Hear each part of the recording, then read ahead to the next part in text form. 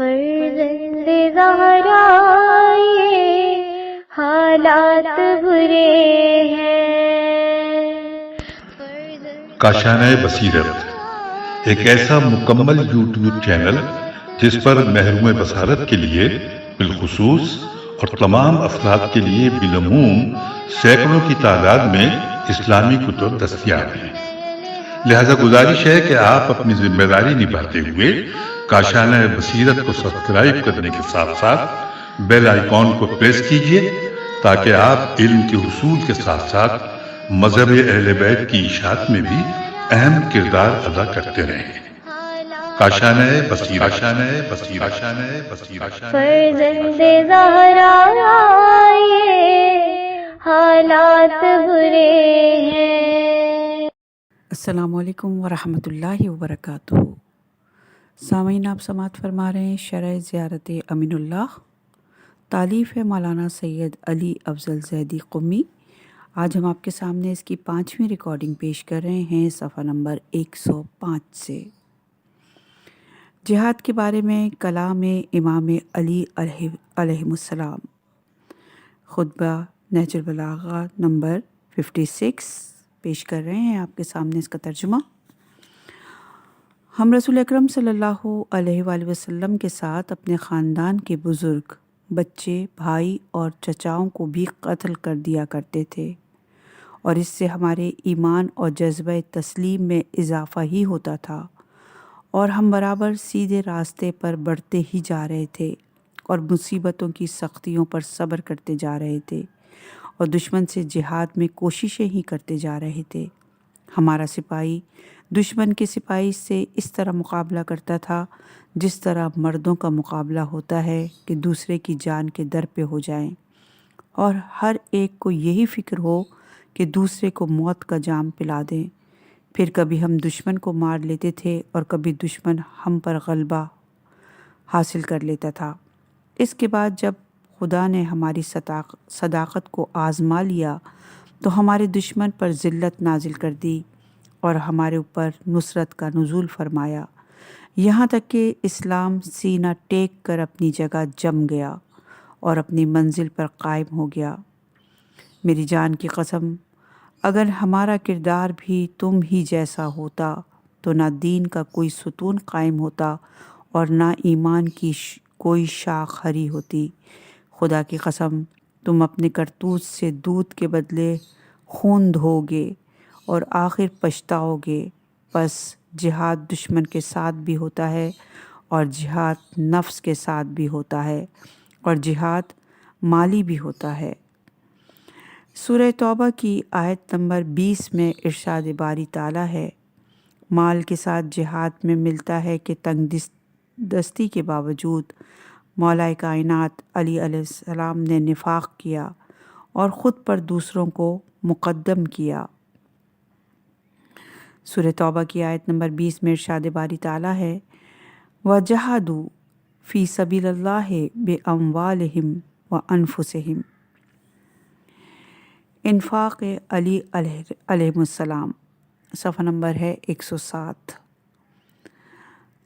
صابی کا کہنا ہے کہ میں بچپن کے زمانے میں اپنے ساتھیوں کے ہمراہ رہبہ نامی علاقے میں گیا تو دیکھا کہ حضرت علی علیہ السلام سونے اور چاندی کے اوپر کے اونچے ڈھیر پر کھڑے ہوئے ہیں، اور آپ کے ہاتھ میں ایک تازیانہ ہے اور لوگوں کو پیچھے ہٹا رہے ہیں۔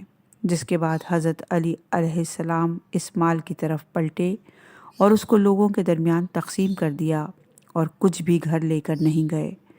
میں اپنے والد کے پاس لوٹا اور کہا، اے بابا جان، میں نے آج بہترین اور سب سے کم عقل والے انسان کو دیکھا۔ میرے بابا نے کہا، وہ کون ہے؟ میں نے کہا، امیر المومنین علیہ السلام کو آج اس طرح دیکھا اور پورا واقعہ نقل کیا۔ میرے والد نے کہا، اے میرے بیٹے، تو نے بہترین شخص کو دیکھا ہے۔ مال دنیا سے بے رغبتی، صفحہ نمبر ہے 107۔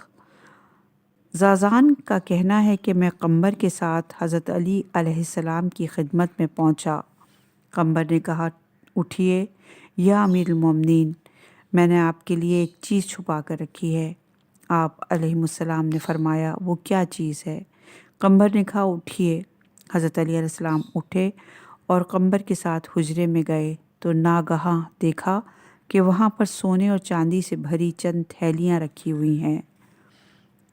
قمبر نے کہا، یا امیر المومنین، آپ سبھی مال تقسیم کر دیتے ہیں اور کچھ بھی باقی نہیں بچاتے، میں نے یہ تھیلیاں آپ کے لیے بچا کر رکھی ہیں۔ علی علیہ السلام نے فرمایا، کیا تم چاہتے ہو کہ میرے گھر میں بہت زیادہ آگ داخل کرو؟ اپنی تلوار نیام سے نکالی اور ایک ضرب لگائی کہ ضروب گر گئے کہ جن میں بعض 1/3 ہو گئے، اور اس کے بعد امام علیہ السلام نے فرمایا، اس مال کو برابر سے تقسیم کر دو، اور اس کے بعد فرمایا، اے سفید و زرد یعنی سونا اور چاندی، میرے علاوہ کسی اور کو دھوکہ دینا، یہ ہیں واقعاً خدا کی راہ میں ہر قسم کا جہاد کرنے والے، چاہے دشمن کے ساتھ جہاد ہو یا نفس کے ساتھ یا مال کے ساتھ ہو۔ اس لیے قرآن نے بیان کیا اور مفسرین شیعہ و سنی نے بھی لکھا کہ یہ آیت سورہ بقرہ کی آیت نمبر 274 حضرت علی علیہ السلام کی شان میں نازل ہوئی ہے۔ ارشاد باری تعالیٰ ہے، جو لوگ رات کو دن کو چھپا کے یا دکھا کے خدا کی راہ میں خرچ کرتے ہیں، ان کے لیے ان کا اجر و ثواب ان کے پیروکاروں کے پاس ہے، اور پروردگار، ہم دوبارہ آیت کا ترجمہ پیش کریں، جو لوگ رات کو دن کو چھپا کے یا دکھا کے خدا کی راہ میں خرچ کرتے ہیں، ان کے لیے ان کا اجر و ثواب ان کے پروردگار کے پاس ہے، اور قیامت میں نہ ان پر کسی قسم کا خوف ہوگا اور نہ وہ آزردہ خاطر ہوں گے۔ ابن عباس روایت کرتے ہیں کہ ایک مرتبہ حضرت علی علیہ السلام کے پاس کل 4 درہم تھے۔ آپ علیہ السلام نے 1 درہم رات کو دیا اور 1 درہم دن کو، ایک چھپا کر اور ایک دکھا کر۔ اس وقت یہ آیت آپ علیہ السلام کی شان میں نازل ہوئی۔ اس کے علاوہ قرآن کی ایک ایسی آیت ہے جس پر فقط اور فقط حضرت علی علیہ السلام نے عمل کیا۔ خلاصہ یہ ہے کہ ثروت مند اور مالدار افراد رسول خدا صلی اللہ علیہ وآلہ وسلم کے پاس آتے اور خصوصی گفتگو کرتے اور سرگوشی کرتے، جس کی وجہ سے دوسرے افراد بالخصوص فقیر و تنگ دست حضرت سے اپنا درد دل نہیں کر پاتے تھے۔ آیت پیغمبر اکرم صلی اللہ علیہ وآلہ وسلم پر نازل ہوئی، سورہ مجادلہ کی آیت نمبر 12۔ اے ایمان والو، جب تم رسول اکرم صلی اللہ علیہ وآلہ وسلم سے سرگوشی کرنا چاہو تو اپنی سرگوشی سے پہلے کچھ صدقہ دے دیا کرو، یہ تمہارے لیے بہتر اور زیادہ پاکیزہ ہے۔ اکثر مفسرین شیعہ و سنی سب نے یہ لکھا کہ اس آیت کریمہ پر جس شخصیت نے عمل کیا وہ امیر المومنین حضرت علی علیہ السلام ہیں۔ مولا علی علیہ السلام فرماتے ہیں، قرآن میں ایک ایسی آیت ہے جس پر نہ مجھ سے پہلے کسی نے عمل کیا اور نہ کوئی میرے بعد عمل کرے گا۔ میرے پاس 1 دینار تھا، میں نے اسے 10 درہموں میں تبدیل کر لیا۔ جس وقت چاہتا رسول اکرم صلی اللہ علیہ وآلہ وسلم سے نجوہ کروں تو 1 درہم صدقہ دے دیتا۔ اس کے بعد پھر یہ حکم منسوخ کر دیا گیا اور سب کو سرگوشی کی اجازت دے دی گئی۔ البحر المحیط در المنشور، روح المانی اور دوسری تفاسیر اہل سنت اور تفاسیر شیعہ سب نے لکھا کہ اس آیت پر فقط علی علیہ السلام نے عمل کیا اور اس کے بعد آیت کو منسوخ کر دیا گیا، بلکہ حضرت علی علیہ السلام نے خلیفہ اول سے احتجاج کیا تو فرمایا، تجھے اللہ کی قسم، کیا تو نے رسول خدا صلی اللہ علیہ وآلہ وسلم سے نجوہ کے لیے صدقہ دیا تھا؟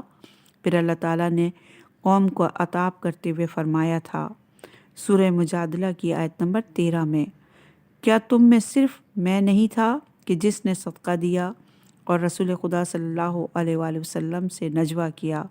خلیفہ اول نے کہا، جی ہاں آپ تھے۔ اور جب خلیفہ دوم اس دنیا سے گئے تو اس کے بعد حضرت علی علیہ السلام نے صحابہ سے خطاب کرتے ہوئے فرمایا، میں تمہیں اللہ کی قسم دیتا ہوں، کیا تم میں سے کوئی ہے جب یہ آیت نازل ہوئی، اے ایمان والو، اگر تم رسول سے سرگوشی کرنا چاہتے ہو تو اپنی سرگوشی سے پہلے کچھ صدقہ دے دیا کرو، تمہارے لیے بہتر اور پاکیزہ ہے۔ صرف میں تھا جس نے صدقہ دیا اور رسول خدا صلی اللہ علیہ وآلہ وسلم سے نجوہ کیا، کیا میرے علاوہ کوئی اور تھا؟ سب نے کہا نہیں، صرف آپ تھے۔ جناب عبداللہ بن عمر کہا کرتے تھے، حضرت علی علیہ السلام کی 3 ایسی خصلتیں ہیں کہ اگر ان میں سے ایک بھی مجھے مل جاتی تو سرخ رنگ کے اونٹوں سے بہتر تھی۔ پہلی فضیلت بی بی فاطمہ الزہرا سلام اللہ علیہا سے علی کی شادی، دوسری خیبر کے دن علی کو علم عطا کرنا، اور تیسری آیت نجوہ پر عمل کرنا۔ اور اس کتاب پر عمل کیا اور اللہ کے نبیوں کی سنت کا اتباع کیا۔ اللہ کا درود ہو ان پر اور ان کی آل پر۔ یہ جملہ حضرت علی علیہ السلام کی فضیلت اور مقام کو بیان کر رہا ہے، کیونکہ یہ تو ہر مسلمان کا فرض ہے کہ کتاب خدا پر عمل کرے اور نبی اکرم صلی اللہ علیہ وآلہ وسلم کی سنتوں کا اتباع کرے۔ اس میں کوئی شک نہیں کہ ہر مسلمان کا وظیفہ ہے کہ یہ انجام دے، لیکن ہم دیکھتے ہیں کہ تاریخ کی کتابوں کی جب اوراق گردانی کرتے ہیں تو پتہ چلتا ہے کہ بہت سے لوگ تاریخ میں ایسے گزرے ہیں جنہوں نے کتاب خدا پر عمل نہیں کیا اور نبی اکرم صلی اللہ علیہ وآلہ وسلم کی سنتوں پر بھی عمل نہیں کیا۔ قرآن نے واضح الفاظ میں کہا، سورہ بقرہ کی آیت نمبر 30 میں زمین پہ خلیفہ بنانے والا ہوں۔ دوسری جگہ فرمایا سورہ بقرہ کی آیت نمبر 124 میں نے آپ کو ابراہیم کو لوگوں کا امام بنایا ہے۔ آیت کا ترجمہ ہم دوبارہ کرتے ہیں۔ سورہ بقرہ کی آیت نمبر 124، میں نے آپ کو یعنی ابراہیم کو لوگوں کا امام بنایا، یعنی خلافت اور امامت دونوں کے بنانے کا حق پروردگار عالم کو ہے۔ پس کس طرح رسول خدا صلی اللہ علیہ وآلہ وسلم کی آنکھیں بند ہوتے ہی خلیفہ رسول جانشین رسول کو لوگوں نے انتخاب کیا، پس کتاب خدا پر عمل نہیں کیا۔ رسول خدا صلی اللہ علیہ وآلہ وسلم کے بعد خلیفہ اول نے ایسی حدیث بیان کی جس کے گواہ فقط وہی تھے جو قرآن کی آیت سے ٹکراتی ہے، اور جس کے گواہ بھی صرف وہی تھے کہ پیغمبر عرض چھوڑ کر نہیں جاتے، جبکہ سورہ نمل کی آیت نمبر 16 کہتی ہے کہ سلیمان داؤد کے وارث ہوئے۔ دوسری جگہ سورہ مریم کی آیت نمبر 5 اور 6 میں بیان ہے کہ پس تو مجھ کو اپنی بارگاہ سے ایک جانشین یعنی فرزند عطا کر جو میری اور یعقوب کی نسل کی میراث کا مالک ہو، اور اے میرے پروردگار اس کو اپنا پسندیدہ بنا دے۔ پس پیغمبر سے ارشاد لینے کا انکار کیا اور بی بی فاطمہ الزہرا سلام اللہ علیہا سے فدق کو غضب کیا۔ سورہ نساء کی آیت نمبر 24 کہتی ہے، اور جن عورتوں سے تم نے متع کیا تو انہیں جو مہر معین کیا ہے دے دو۔ یہ آیت متع کو حلال قرار دیتی ہے، لیکن خلیفہ دویم نے اس حکم کو ممنون قرار دیا۔ قرآن کریم نے رسول خدا صلی اللہ علیہ وآلہ وسلم کے بارے میں سورہ نجم کی آیت نمبر 3 میں واضح الفاظ میں کہا، اور وہ تو اپنی نفسانی خواہش سے کچھ بولتے ہی نہیں، یہ تو بس وہی ہے جو بھیجی جاتی ہے، ان کو نہایت طاقتور فرشتے یعنی جبرائیل نے تعلیم دی ہے۔ لیکن جب پیغمبر اکرم صلی اللہ علیہ وآلہ وسلم نے قلم اور دعوات مانگی لکھنے کے لیے تاکہ امت کو گمراہی اور ضلالت سے بچا لیں، تو نعوذ باللہ یہ کہہ دیا گیا کہ ہیزان ہو گیا ہے۔ در حالانکہ یہ بات صریحاً قرآن کے خلاف ہے۔ اس کے علاوہ اور بہت سی آیات ہیں جو بتاتی ہیں کہ لوگوں نے قرآن پر عمل نہیں کیا، لیکن آپ کو کوئی ایسا منصف نہیں ملے گا جو یہ تحریر کرے کہ علی علیہ السلام نے قرآن کی فلاں آیت پر عمل نہیں کیا، بلکہ بقول روایت ابن عباس کے 300 آیت علی علیہ السلام کی شان میں نازل ہوئی ہیں، جیسے آیت تطہیر سورہ احزاب کی آیت نمبر 33، آیت مباہلہ آیت نمبر آل عمران کی آیت نمبر 61، آیت اکمل الدین سورہ مائدہ کی آیت نمبر 3، آیت ولایت مائدہ کی آیت نمبر 55، آیت انفاق سورہ بقرہ کی آیت نمبر 274، آیہ لیلۃ المبیت شب ہجرت سورہ بقرہ کی آیت نمبر 207، آیہ تبلیغ سورہ مائدہ کی آیت نمبر 67۔ الا ماشاء اللہ آیات ہیں جو حضرت علی علیہ السلام کی شان میں نازل ہوئیں۔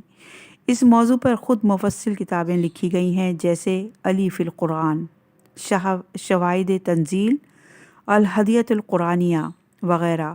پس علمت الکتاب کی فضیلت کا اندازہ ہو گیا ہوگا آپ سب کو۔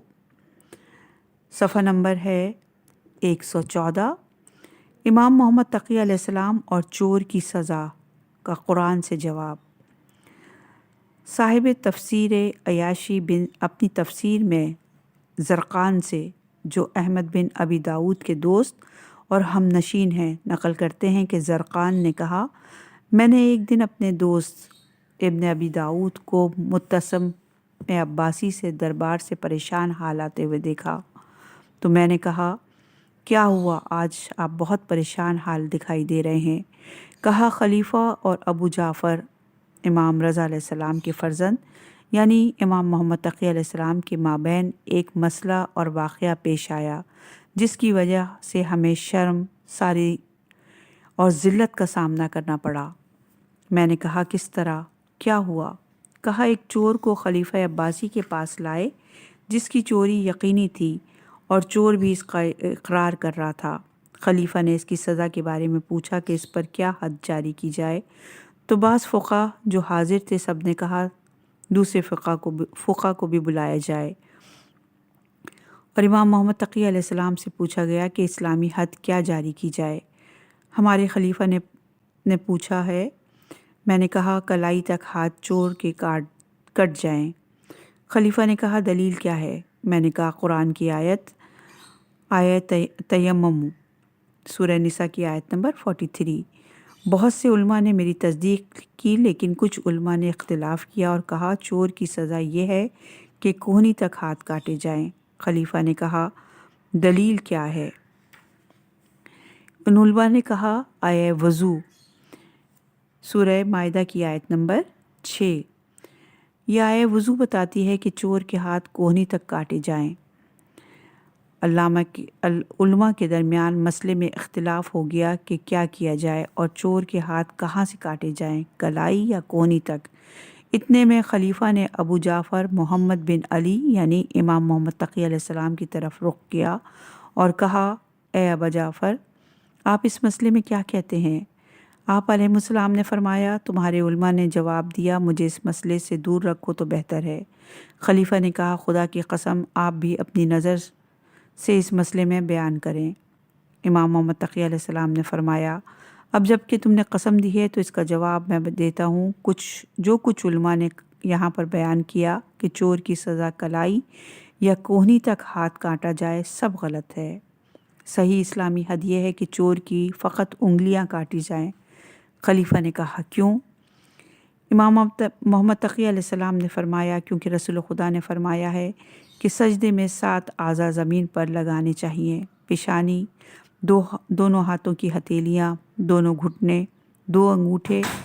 اگر ہاتھ کو شانے یا کلائی یا کوہنی سے کاٹ دو گے تو اللہ تعالیٰ کے سجدے کے لیے باقی نہیں رہیں گے۔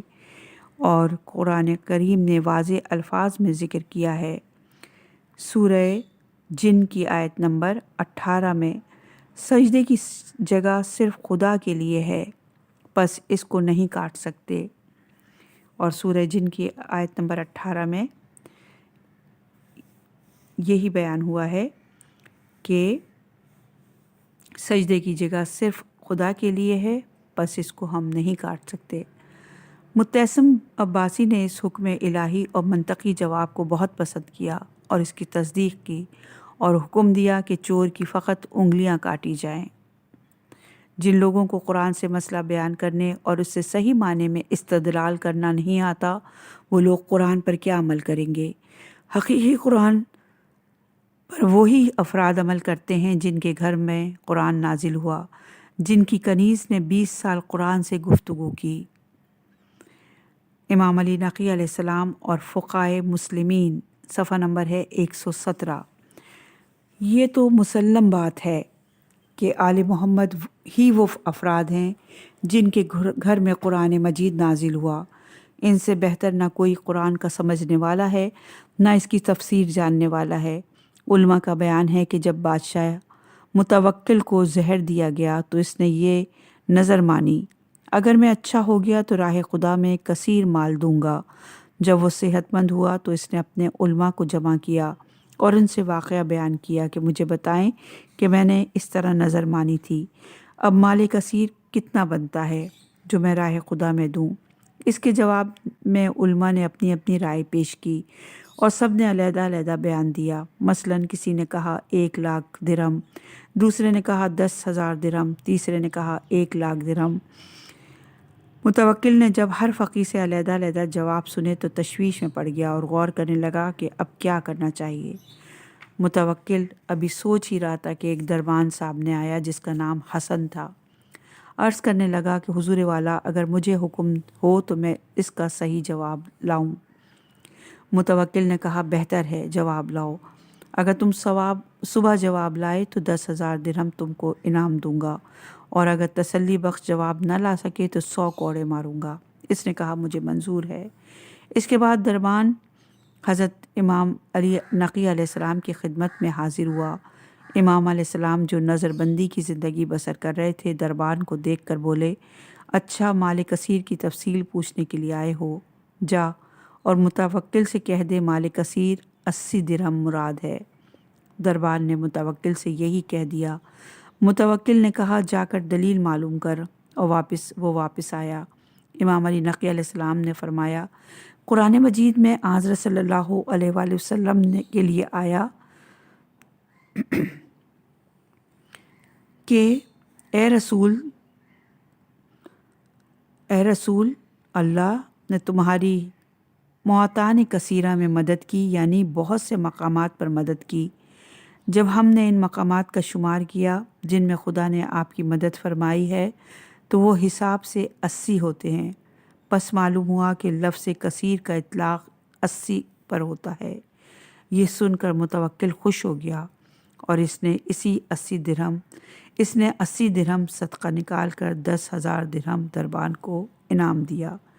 یہ ہیں وہ ہستیاں جو عالم قرآن ہیں، جن کے ساتھ رہنے کا ہمیں حکم دیا گیا ہے۔ یہ ہیں وہ ہستیاں جو عملت با کتابہ کے مصداق ہیں۔ سورہ حشر کی آیت نمبر 7۔ انہوں نے سنت نبی پر عمل کیا۔ یہ جملہ اس پر یہ دلیل ہے کہ جو بھی اپنے آپ کو رسول کا جانشین جانتا ہے یا سمجھتا ہے، اس کے لیے ضروری ہے کہ سنت رسول پر عمل کرے، کیونکہ سنت رسول در حقیقت خدا ہی کا حکم ہے۔ اس لیے کہ اللہ تعالیٰ نے واضح الفاظ میں رسول خدا صلی اللہ علیہ وآلہ وسلم کی ضمانت لی ہے، اور سورہ نجم کی ابتدائی آیت میں بیان آیا ہے کہ اور وہ اپنی نفسانی خواہش سے کچھ بولتے ہی نہیں، یہ تو بس وہی ہے جو بھیجی جاتی ہے۔ پس در حقیقت ہم حکم رسول کے ساتھ ساتھ حکم الہی ہی کو انجام دے رہے ہیں، جو پیغمبر اکرم صلی اللہ علیہ وآلہ وسلم نے فرمایا اور کر کے دکھایا۔ سب کچھ حکم الہی سے ہی ہے۔ اور دوسری جگہ قرآن میں ارشاد ہوا سورہ حشر کی آیت نمبر 7 میں، جو رسول تم کو دے وہ لے لو، اور جس سے منع کریں اس سے باز رہو۔ آیت میں کوئی قید یا شرط کو ذکر نہیں کیا کہ کب اور کس وقت یا کس حالت میں دیں یا رد کریں، بس مطلق ہے، جب بھی دیں گے صحیح دیں گے، جب بھی روکیں گے صحیح روکیں گے۔ رسول نے کیا دیا؟ متواتر حدیث ہے کہ رسول خدا نے فرمایا کہ میں تمہارے درمیان 2 گراں قدر چیزیں چھوڑے جا رہا ہوں، اور جب تک ان سے متمسک رہو گے میرے بعد گمراہ نہیں ہو سکتے۔ ان میں سے ایک دوسرے سے بزرگ ہے۔ ایک خدا کی کتاب قرآن مجید ہے جو آسمان سے زمین تک ہے، دوسرے میری اطرت و اہل بیت ہیں، اور یہ دونوں ایک دوسرے سے جدا نہیں ہوں گے یہاں تک کہ حوض کوثر پر مجھ سے ملاقات کریں گے۔ علامہ طباطبائی فرماتے ہیں حدیث ثقلین صحیح اور قطعی حدیثوں میں سے ہے کہ جو بہت زیادہ سند اور مختلف عبارتوں میں ذکر ہوئی ہے، اور سنی شیعہ سبھی اس کے صحیح ہونے کا اعتراف کرتے ہیں۔ اس حدیث سے اور اس جیسی حدیث سے چند باتیں واضح ہو جاتی ہیں۔ نمبر 1، قرآن مجید قیامت تک لوگوں کے درمیان باقی رہے گا اور اطرت پیغمبر بھی قیامت تک لوگوں کے درمیان باقی رہے گی، یعنی زمین کبھی بھی امام اور حقیقی جانشین پیغمبر سے خالی نہیں رہے گی۔ نمبر 2، پیغمبر اکرم نے ان 2 گراں قدر امانتوں کے ذریعے مسلمانوں کی تمام علمی اور دینی ضرورتوں کو پورا کر دیا اور اہل بیت علیہ السلام کا مسلمانوں کے لیے مرجع کی حیثیت سے تعارف کرایا ہے اور ان کے افعال اور اقوال کو معتبر قرار دیا۔ نمبر 3، قرآن مجید اور اہل بیت ایک دوسرے سے جدا نہیں ہوں گے اور کسی بھی مسلمان کو علوم اہل بیت سے دوری اختیار نہیں کرنا چاہیے بلکہ ان کی پیروی کرنی چاہیے۔ نمبر 4، اگر لوگ ان کی اطاعت اور پیروی کریں تو کبھی بھی گمراہ نہیں ہوں گے اور ہمیشہ حق ان کے ساتھ رہے گا۔ نمبر 5، اہل بیت تمام قرآن کے عالم ہیں، ہر چیز کو خدا نے امام میں احاطہ کر دیا ہے۔ نمبر 6، جس طرح قرآن بے عیب ہے اسی طرح اہل بیت میں بھی کوئی عیب نہیں، کیونکہ یہ آیت تطہیر کے مصداق ہیں اور ان ہستیوں کو قرآن کے ساتھ ذکر کیا ہے۔ اگر ان میں کوئی عیب یا ان سے خطا کا امکان ہوتا تو قرآن کے ساتھ ہم ثقل قرآن قرار نہ دیے جاتے۔ نمبر 7، قرآن بھی اللہ تعالیٰ کی کتاب ہے اور امام اور جانشین پیغمبر بھی اللہ کی جانب سے منتخب شدہ ہیں۔ نمبر 8، ایک ثقل اصغر ہے اور دوسرا ثقل اکبر ہے، ایک قرآن صامت ہے تو دوسرا قرآن ناطق ہے۔ پس یہ وہ ہستیاں ہیں جنہوں نے اتباعت سنن نبی ہے پر عمل کیا، یعنی لیکن لوگوں نے قرآن اور اہل بیت کے ساتھ کیا کیا تاریخ کی اوراق گردانی کریں تو پتہ چلتا ہے نہ قرآن پہ رسول کے بعد عمل کیا گیا اور نہ ہی اہل بیت کے ساتھ اچھا برتاؤ کیا۔ کسی بزرگ نے واضح الفاظ میں کہا، 2 متاع حج اور متاع نساء رسول کے زمانے میں حلال تھے، لیکن میں نے ان دونوں کو حرام کیا اور دونوں کو انجام دینے سے منع کیا۔ جو بھی انہیں انجام دے گا انہیں سزا دوں گا۔ بہرحال اگر تعصب کی اینک کو اتار کر تاریخ کا بغور مطالعہ کریں تو پتہ یہ چلتا ہے کہ اہل بیت کے علاوہ کسی بھی بادشاہ اور حکمران نے سنن نبی پر عمل نہیں کیا۔ تاریخ کے اوراق گواہی دیں گے کہ فقط اہل بیت ہی ہیں جنہوں نے سنت نبی پر عمل کر کے دکھایا بھی اور سکھایا بھی۔ کتاب کے طولانی ہونے کا خدشہ نہ ہوتا تو ہر 1-2 کو ذکر کیا جاتا کہ رسول کے بعد بنو امیہ اور بنو عباس کے حکمرانوں نے کیا کیا اور کس طرح انہوں نے سنت نبوی کو پامال کیا، اور آج بھی دنیا گواہ ہے کہ کون سنت رسول پر عمل کر رہا ہے اور کون نہیں۔ خدا سے دعا ہے کہ ہم سب کو سنت رسول پر عمل کرنے کی توفیق عطا فرمائے، آمین الہی آمین۔ آپ نے سنت رسول پر عمل کیا یہاں تک کہ اللہ تعالیٰ نے اپنے جوار رحمت کی طرف بلا لیا اور اپنے ارادے اور اختیار سے آپ کی روح کو قبض کر لیا۔ شاید یہ جملہ اس بات کی طرف اشارہ ہو کہ آپ علیہ السلام کی شہادت حق تعالیٰ کی دعوت اور ارادہ اختیار سے ہوئی ہے، نہ کہ دشمن کی سازش سے۔ اگر ارادہ پروردگار شامل حال نہ ہوتا تو دشمنان دین و مذہب حضرت علیہ السلام کو قتل نہیں کر سکتے تھے، اگرچہ اس قتل میں وہ وسیلہ بنے ہیں اور اس وسیلے کے سبب سے خدا کی بارگاہ میں تابدی لعنت کے طوق اور ابدی عذاب اور دوزخ کو اپنے شامل حال کیا۔ خود یہ جملہ اس بات کی دلیل ہے کہ پوری زندگی مولا کائنات کی خیر پر گزری، اسی لیے آخری لمحہ وہ وقت بھی میں خدا نے اپنے جوار میں بلا لیا، اور جب اللہ تعالیٰ اپنے جوار کی طرف بلاتا ہے تو فرماتا ہے سورہ فجر کی آیت نمبر 32 میں، اے اطمینان پانے والی جان اپنے پروردگار کی طرف پلٹ آ، تو اس سے خوش ہے اور وہ تجھ سے راضی ہے، تو میرے لیے خاص بندوں میں شامل ہو جا اور میرے بہشت میں داخل ہو جا۔ موت کے لحظے کے وقت کو مولا کائنات نے نہج البلاغہ کے خطبہ نمبر 109 میں کچھ اس طرح بیان فرمایا ہے، آپ فرماتے ہیں موت کے سکرات اور فراغ یہ دنیا کی حسرت، حالت یہ ہے کہ ہاتھ پاؤں ڈھیلے پڑ گئے اور رنگ اڑ گیا ہے۔ اس کے بعد موت کی دخل اندازی اور بڑھی تو وہ گفتگو کی راہ میں بھی حائل ہو گئی کہ انسان گھر والوں کے درمیان ہے، انہیں آنکھوں سے دیکھ رہا ہے، کان سے ان کی آوازیں سن رہا ہے، عقل بھی سلامت ہے اور ہوش بھی برقرار ہے۔ یہ سوچ رہا ہے کہ عمر کو کہاں برباد کیا اور زندگی کو کہاں گزارا ہے، ان اموال کو یاد کر رہا ہے جنہیں جمع کیا تھا اور ان کی جمع آوری میں آنکھیں بند کر لی تھیں، کبھی واضح راستوں سے حاصل کیا تو کبھی مشتبہ طریقوں سے، کہ صرف ان کے جمع کرنے کے اثرات باقی رہ گئے ہیں اور ان سے جدائی کا وقت آ گیا ہے۔ اب یہ مال بعد والوں کے لیے رہ جائے گا جو آرام کریں گے اور مزے اڑائیں گے، یعنی مزہ دوسروں کے لیے اور بوجھ ان کی پیٹھ پر ہوگا۔ لیکن انسان اس مال کی زنجیروں میں جکڑا ہوا ہے اور موت نے سارے حالات کو بے نقاب کر دیا ہے کہ ندامت سے اپنے اپنے ہاتھ کاٹ رہا ہے اور اس چیز سے کنارہ کش ہونا چاہتا ہے کہ جس کی طرف زندگی بھر راغب تھا۔ اب یہ چاہتا ہے کہ کاش جو شخص اس سے مال کی بنا پر حسد کر رہا تھا، یہ مال اس کے پاس ہوتا اور اس کے پاس نہ ہوتا۔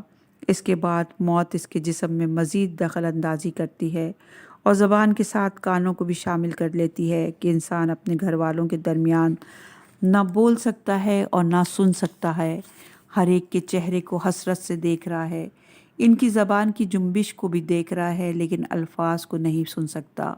اس کے بعد موت اور چپک جاتی ہے تو کانوں کی طرف آنکھوں پر بھی قبضہ ہو جاتا ہے اور روح جسم سے پرواز کر جاتی ہے۔ اب وہ گھر والوں کے درمیان ایک مردار ہوتا ہے جس کے پہلو میں بیٹھنے سے بھی وحشت ہونے لگتی ہے اور لوگ دور بھاگنے لگتے ہیں۔ یہ اب نہ کسی رونے والے کو سہارا دے سکتا ہے اور نہ کسی پکارنے والے کی آواز پر آواز دے سکتا ہے۔ لوگ اسے زمین کے ایک گڑھے تک پہنچا دیتے ہیں اور اسے اس اعمال کے حوالے کر دیتے ہیں کہ ملاقاتوں کا سلسلہ بھی ختم ہو جاتا ہے۔ جب الہی دعوت آ جاتی ہے تو مومن موت کو اپنے گلے لگا لیتا ہے اور اس پر کوئی خوف طاری نہیں ہوتا۔ مومن خوشی خوشی دعوت حق کو لبیک کہتا ہے اور جوار الہی اور رحمت الہی کی آغوش میں چلا جاتا ہے۔ جہاں سے آیا تھا اس کی بارگاہ میں پلٹ گیا۔ اِنَّ لِلَّهِ وَإِنَّا إِلَيْهِ راجعون۔